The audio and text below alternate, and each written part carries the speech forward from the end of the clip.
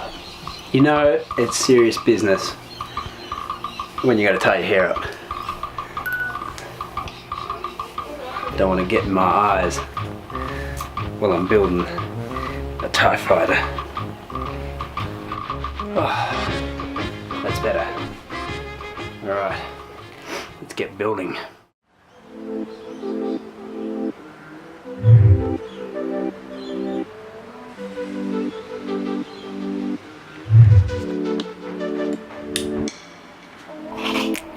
...2018 was a lot of fun. There were a lot of exciting moments, there were a lot of frightening moments, a lot of opportunities, and well, it was really just, it was full. It was my last year of university. I started businesses in 2018. My youngest daughter turned 1 in 2018. I made over 100... Battery's dying. Are you kidding me? You'd think I'd have learned to check these things by now, but I haven't.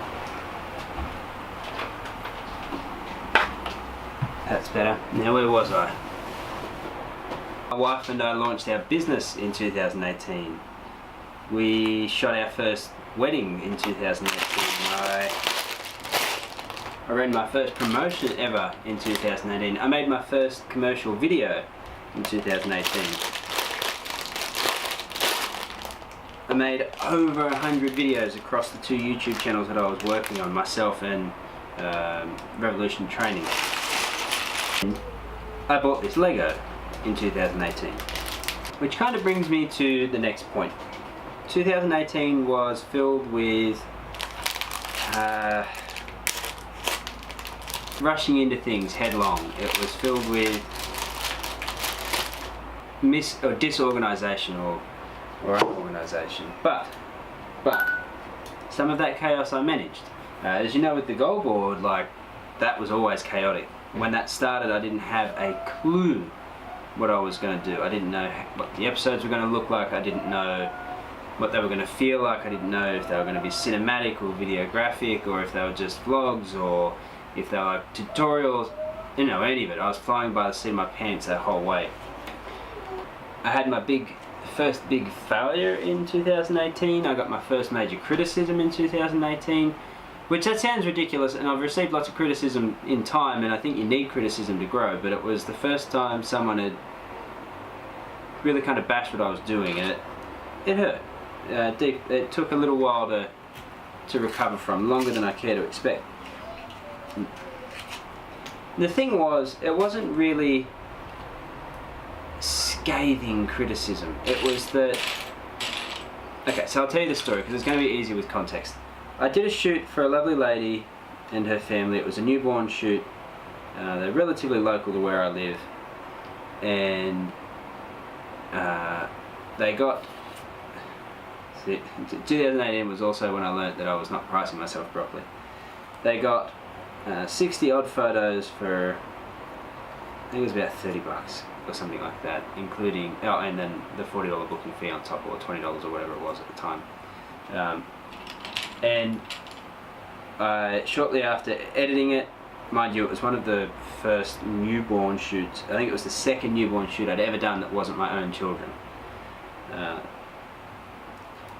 Regardless, within a couple of days she wrote me back and said, these photos are terrible, they're not usable, I don't like your edits, I thought you were going to do this, I thought you were going to do that, I can't use any of them. And I sat and I thought, damn, like, that was days of effort. The edits took me a long time because I took my time with them.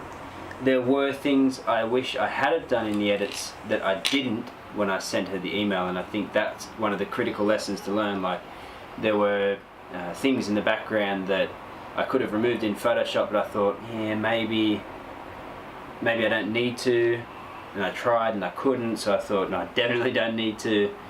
And they were the things she complained about for the most part, but what got me was she said most, and she said it was disappointing.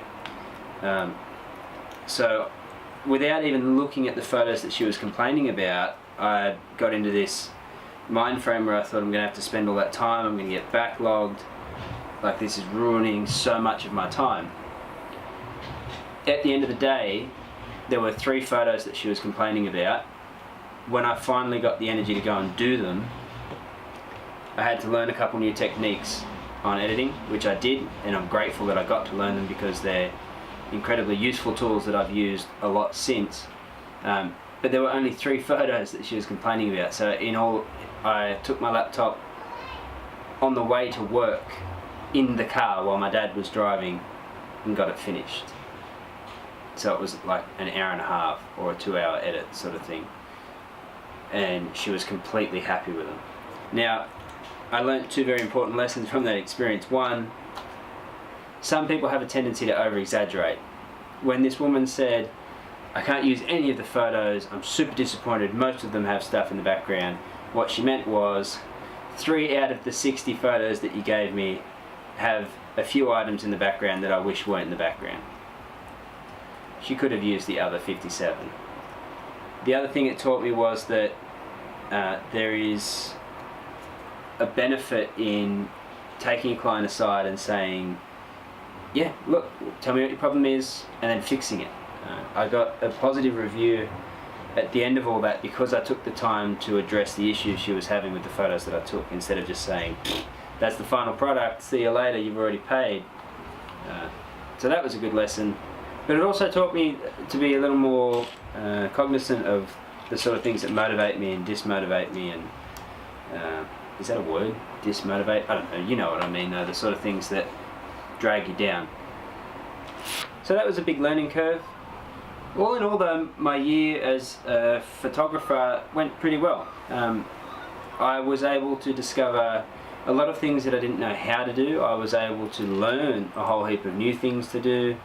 I really honed down on the type of photos that I like to take, and I'm practicing every day on how to edit photos to look like that. And if you guys follow my Instagram, you will see that the photos are starting to become more moody, they're starting to become darker, more dramatic, more, well yeah, darker and dramatic, because that's the kind of style that I like. In terms of just YouTube, 2018 was incredible. Even just on this channel, I launched the Being a Creative series, which is my longest running series to date. And there were a ton of struggles associated with that. Trying to come up with something new every week proved to be a big problem. But the channel grew. We hit over 50 subscribers, which is incredible. I didn't think that would happen on that series. I'd always thought I might get to 50 one day, but it was never something I was trying to do. I was just making the videos that I wanted to make, and you could tell, like in the videos that I was enjoying, those first few before that series started to stagnate, the subscriber rate was just blown up. I was getting 1 or 2 every couple of weeks. A lot of you out there are sitting there thinking that's not blowing up, but to me that's blowing up. I went from like 30 to 50, now we're over 60. That's incredible, absolutely incredible. The fact that there are 60 of you out there somewhere in the world that like the sort of stuff I make is just nuts, absolutely nuts.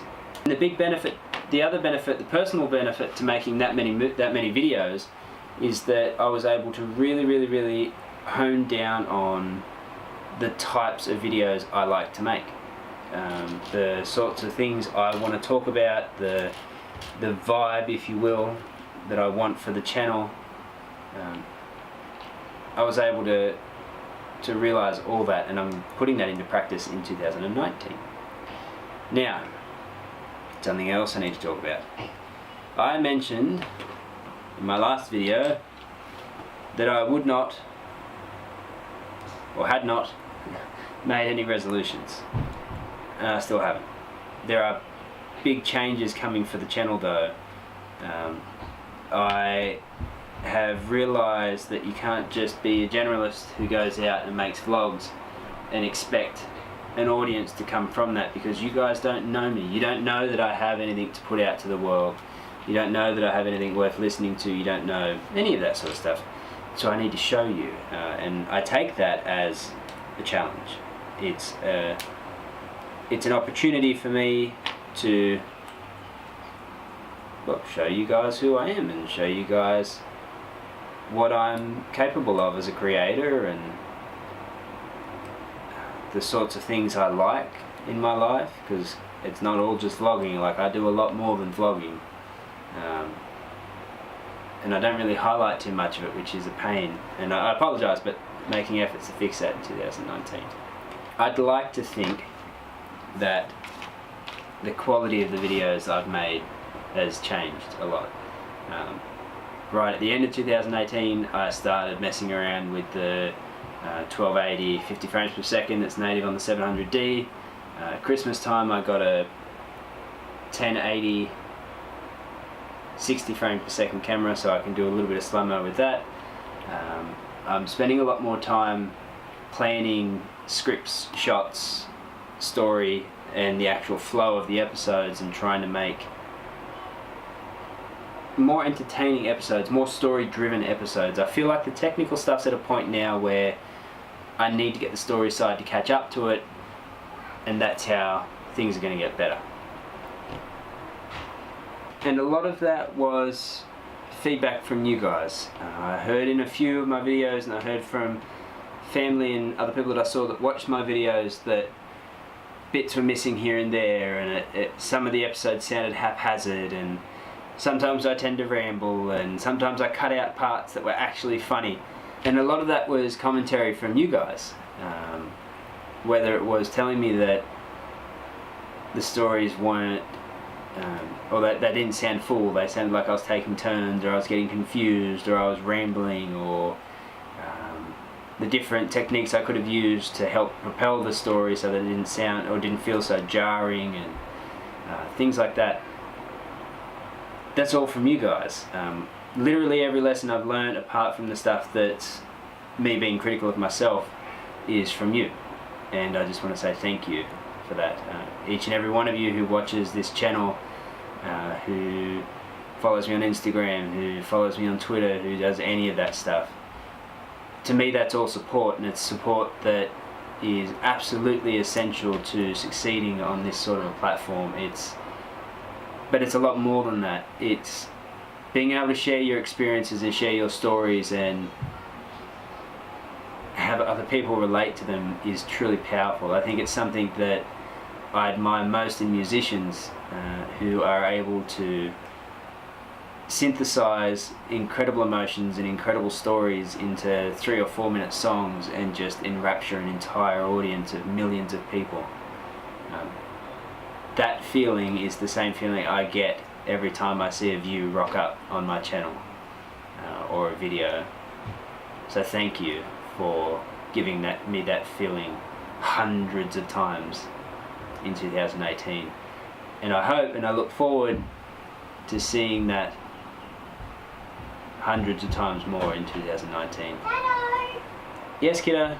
Now, I need to build this TIE fighter, and I prepared a little time lapse for you of that. I think I'm going to get it done in time. I have an appointment in like an hour and a half, and it's actually a lot bigger than I thought it was, so bear with me while we build TIE fighter. Okay, let's go.